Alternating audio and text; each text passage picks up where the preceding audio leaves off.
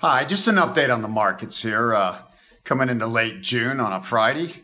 Guess what? They're kind of going nowhere.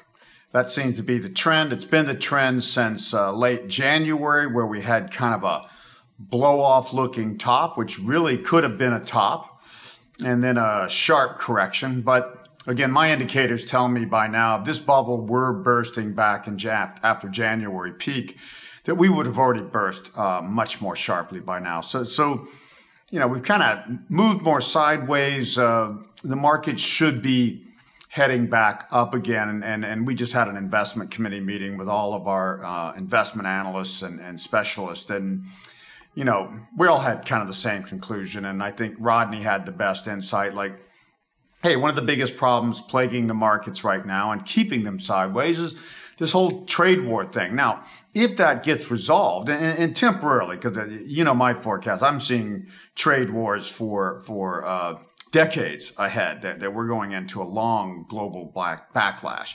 But for now, yeah, if we come up with some near-term solution that seems solved, the markets are likely to take a good step upwards. So that's the more likely path.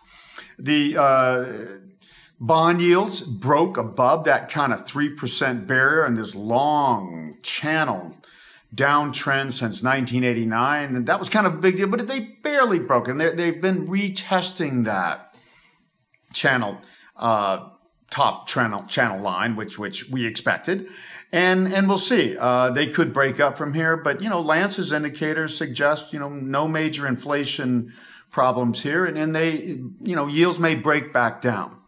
Gold, we just had, there's this big triangle we talked about a week or two ago, kept coming up to 1375, which was our minimum bear market rally target, but could go higher, but it hasn't been able to break that. And then it finally broke down below a bottom trend line.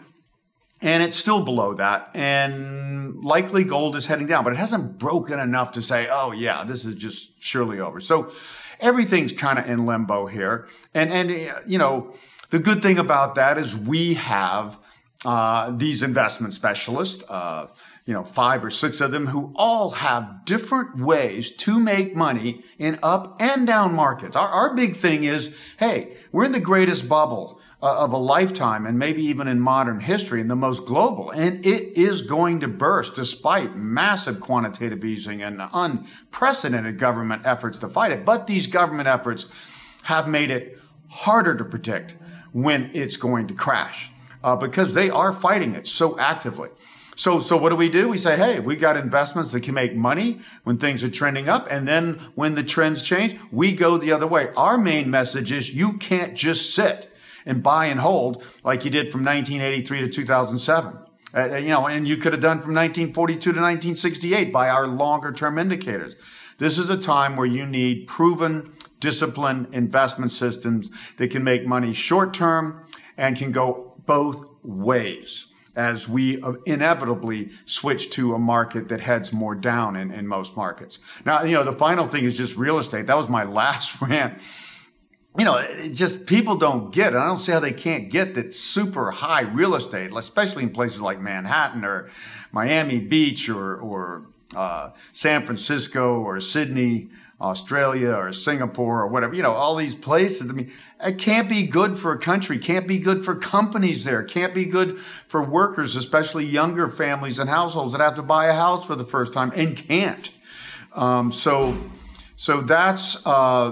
Now the latest article I read is, the top 20% of markets that are the most overvalued over the last several years, births are down 15%.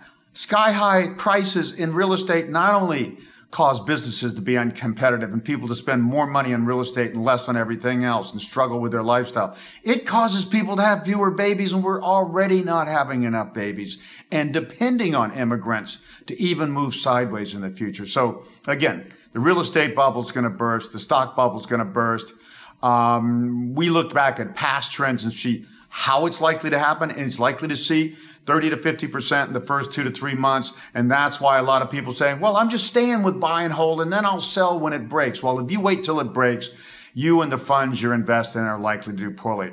Our investment strategies are different, but our investment strategies are not missing this bubble and not missing this boom as it continues against all odds. And we've been bullish since Trump got elected by surprise. How could the markets not like more free money through tax cuts, which go especially to corporations and the top 0.1 to 1% that tend to own them or start them? So again, we're treading water. We're going to do that probably for a while. It still looks like the momentum of the markets are more up into later this year. And then we'll get tested when we get into the crash season, let's call it, when we do have crashes. So like August through October, November is the time when that tends to happen. So for now, we're holding the course. For now, keep following our systems if you're on them. And come to our conference, because not only are we going to have our best lineup of speakers ever, but all of our investment analysts and experts are going to be there showing you their strategies. And we have a whole new one, Lee Lowell, which you're going to want to hear. So again, we will see you hopefully in October, and we'll just keep you updated.